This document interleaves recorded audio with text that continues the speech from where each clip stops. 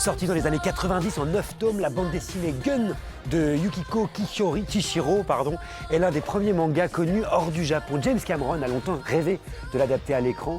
Accaparé par la suite d'Avatar, il a finalement confié ce projet à Robert Rodriguez, à qui on doit déjà Sin City.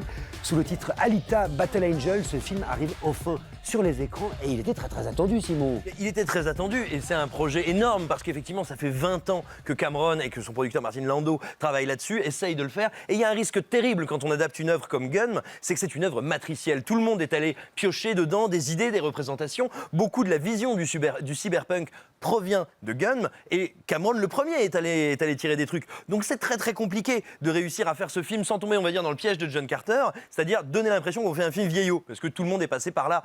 Et qu'est-ce qu'il a fait? Il a eu une idée qui, moi, me terrifiait à l'origine. Il est allé voir Robert Rodriguez. Robert Rodriguez, fumiste devant l'éternel, mais qui avait fait Sin City et qui sait à peu près ce que c'est qu'adapter un matériau de bande dessinée, en l'occurrence de manga. Et on va le voir tout de suite avec l'extrait que je vous ai amené. Alors que dans Sin City, il était collé aux pages, collé aux images, là, il va juste essayer d'en reproduire le mouvement. Donc vous n'allez pas retrouver exactement le même découpage qui va apparaître. Là, on est dans une très belle scène d'action, très bien chorégraphiée. Il va essayer d'en tirer la célérité, l'énergie et la puissance. Et je ne vais pas vous en dire plus, regardez le niveau de détail, la longueur des plans, on n'est pas du tout dans quelque chose de surdécoupé, c'est formidablement fluide et surtout c'est d'une expressivité invraisemblable. Et c'est toute la beauté de ce film d'action, enfin de ce film de science-fiction, qui est à la fois remarquablement fluide, incroyablement généreux et qui techniquement, moi, me met à genoux.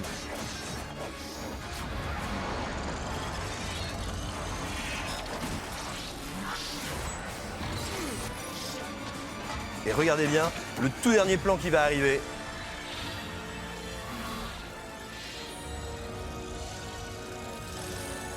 Ah, c'est pas Michael Bay qui nous aurait fait ça. Je fais ça, moi aussi, quelquefois le dimanche. Philippe, est-ce que le manga, qui était révolutionnaire à l'époque, l'est encore aujourd'hui dans son adaptation filmique? Moi, je trouve pas. C'est-à-dire que le problème, quand je vois le film de Rodriguez, c'est que finalement, j'ai l'impression de voir un pan entier du cinéma de science-fiction qui est repris, et pas que depuis 20 ans. C'est-à-dire qu'il y a aussi, quand même, merci Rollerball, merci Metropolis, merci Robocop, merci Blade Runner. Et comme je vois pas l'originalité de Rodriguez, ce côté un peu pouilleux fumiste qu'il y a habituellement, là, il a bien fait ses devoirs. Résultat, le film est très agréable à regarder. Fluide est le mot, mais à peine j'étais sorti de la salle que je m'en souvenais plus. Marie a adoré. Oh, je m'en fiche d'une force. Vous pouvez vraiment. Non, mais voilà. Qu'elle adorait, merci. Non, mais je me dis, voilà, vraiment, je ne suis pas du tout la cible, parce qu'en fait, à la première image, je sais que j'ai déjà vu 70 fois ce qu'on va me proposer. Des personnages qui ne m'intéressent pas, un décor, la ville en haut.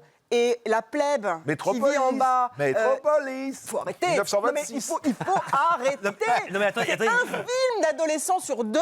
Il y a une ville en haut et la plèbe en bas. Ben, c'est grâce à eux. Tu vois, changer le truc. Non, mais attends, mettez les riches dans des mines, je sais alors, pas. vous arrêtez pas de me dire que vous l'avez vu 100 fois, mais il y a une des raisons pour lesquelles l'apport de Rodriguez est intéressant, c'est que à l'origine, on est donc dans Gun, dans un univers qui est, on va dire, tokyoïde, qui est en tout cas occidental, et lui apporte quelque chose à quoi je ne m'attendais pas. Cette ville, Iron City, tout d'un coup, c'est un barrio d'Amérique du Sud. Et ça vient renouveler énormément l'imagerie et ça lui permet de faire des nuances. Là, vous voyez, ce qu'on a vu, ça arrive assez tard dans le film. Et petit à petit seulement de rentrer dans les arcanes de ce monde. Je trouve qu'il y a un travail également, il faut le dire, d'adaptation, parce qu'il s'attaque, on va dire, aux 5 premiers tomes et il arrive à recréer un truc, moi, que je n'avais jamais vu au cinéma. C'est cette espèce d'excitation que j'avais, gamin, quand je lisais Gun, mais que je me disais, oh là là, je vais arriver à la fin du tome, mon Dieu, est-ce que je vais voir la fin de cette scène? Oh là là là là là. Et moi, ce sentiment qui vient du pulp, qui vient vraiment du manga et des animés, je ne l'avais pas retrouvé au cinéma depuis très longtemps. Lily. Non, moi j'étais aussi surprise par l'étalonnage très jaune comme ça de cette ville-là. Moi j'ai trouvé le film plutôt réjouissant, mais effectivement il est en retard sur la question presque du blockbuster. James Cameron, il dit toujours qu'il a peur quand il commence un film parce qu'il y a des maturations très longues, que ses effets techniques soient en retard. Là c'est un peu au niveau de l'histoire, mais il y a quand même une magie technologique, technique, je veux dire, de voir cette Alita vous voyez, en performance capture dans des films, des scènes en prise réelle à côté de personnages réels, et que ça fonctionne. Moi je trouve que, c'est quand même un miracle. Il y a quand même un miracle. Christopher Waltz, pour une fois, il est sobre et il est très bon. Mais il est souvent très bon. Il est très bon. Mais là, mais très sobre. Mais il est sobre. Mais sobre. le pauvre, tout ça pour jouer le professeur fou. C'est Geppetto. Si vous voulez voir des filles féministes qui font du patin à roulettes, je vous conseille de louer le DVD de Bliss, la meuf qui vit en 1972. Louez la VHS de Bliss de Drew Barrymore, qui est un film adorable. dont on avait dit beaucoup de bien au cercle. Avec des humains qui vivent des 1972. situations humaines qui peuvent me toucher.